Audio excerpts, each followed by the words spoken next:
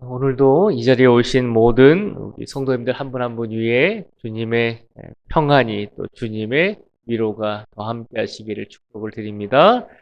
오늘도 건강하게 영육 간의 평안함을 가지고 오늘을 살아가실 수 있기를 다시 한번 축복을 드립니다. 오늘 32편의 말씀 속에서 다윗이 기도를 합니다.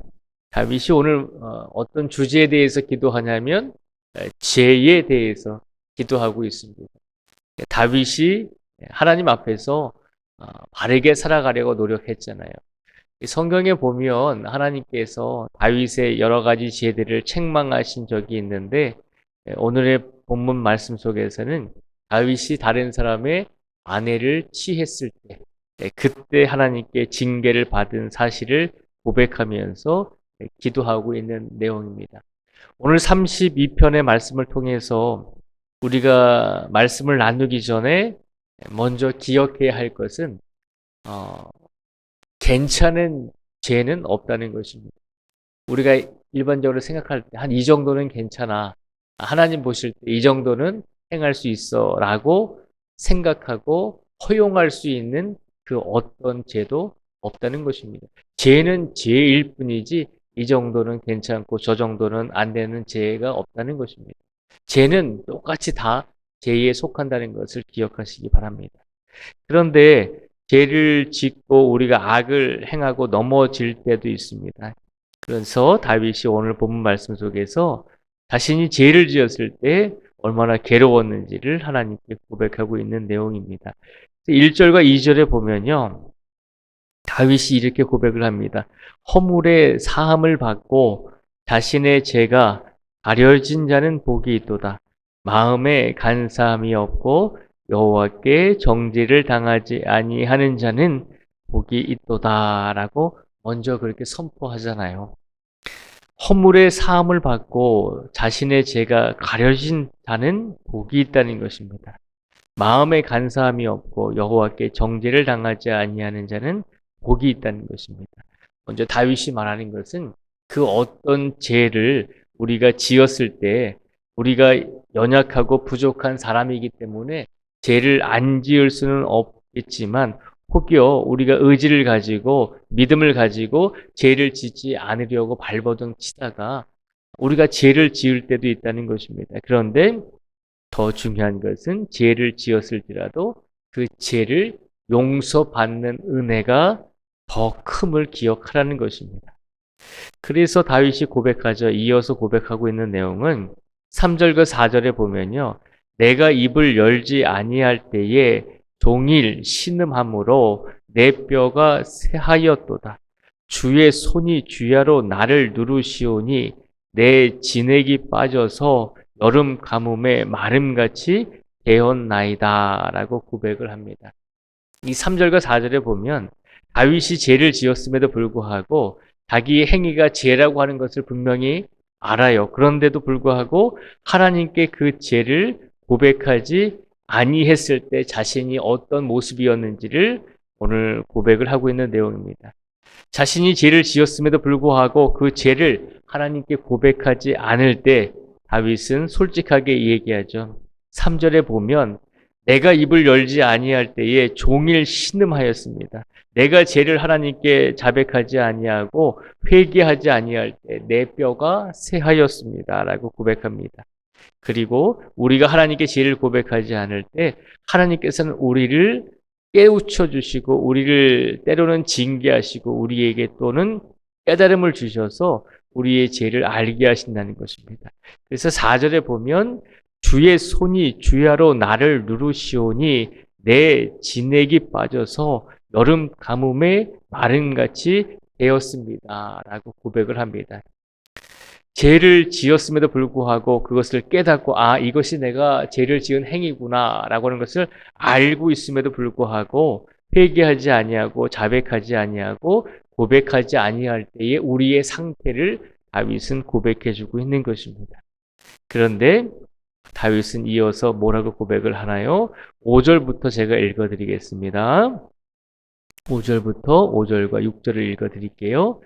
내가 이르기를 내 허물을 여호와께 자복하리라 하고 주께 내 죄를 아뢰고 내 죄악을 숨기지 아니하였더니 곧 주께서 내 죄악을 사하셨나이다. 이로 말미암아 모든 경건한 자는 주를 만날 기회를 얻어서 주께 기도할지라. 진실로 홍수가 범람할지라도 그에게 미치지 못하리이다. 아멘. 다윗이 자신의 부하의 아내를 탐한 다음에 하나님께 죄를 고백하지 않았어요. 스스로 죄를 고백하지 않았어요. 언제 고백했냐면 나단 선지자라고 하는 선지자가 다윗에게 찾아와서 그의 죄를 들춰내고 그를 책망했을 때 그제서야 다윗은 비록 자신의 죄를 하나님께 고백했다는 거예요. 그 전까지 그의 마음속에 얼마나 그 죄 가운데 자기가 죄를 행하고 악을 행했다라고 하는 것을 알고 있었고 분명히 인지하고 있었잖아요. 그럼에도 불구하고 그는 회개하지 않았거든요. 그 회개하기 전까지 얼마나 다윗의 마음속에 큰 갈등과 고민이 있었겠습니까? 그럼에도 불구하고 어리석게도 회개하지 않고 고백하지 않았다는 것이죠. 그런데 하나님께서는 그 다윗을 더 바르게 세우시고 더 바르게 이끄시기 위해서 나단 선지자를 통해서 강하게 책망하시거든요. 네가 죄를 지었고 네가 하나님께 악을 행했다. 그 말을 들었을 때 다윗은 회개를 하게 됩니다. 그래서 그 회개한 다음에 자신이 누리는 하나님의 은혜를 5절과 6절에서 말씀을 하고 있는 것입니다. 내가 회개했더니 주를 만날 기회를 얻어서 주께 기도했더니 하나님께서 내 죄악을 사해 주셨습니다. 라고 고백을 하면서 내가 회개했더니 내가 하나님께 악을 고백했더니 하나님께서 은혜를 주시고 내 죄를 사하여 주셔서 진실로 홍수가 범람할지라도 나에게 그에게 미치지 못할 것입니다. 라고 하는 하나님의 은혜가 얼마나 큰 것인지를 우리에게 일깨워 주고 있습니다.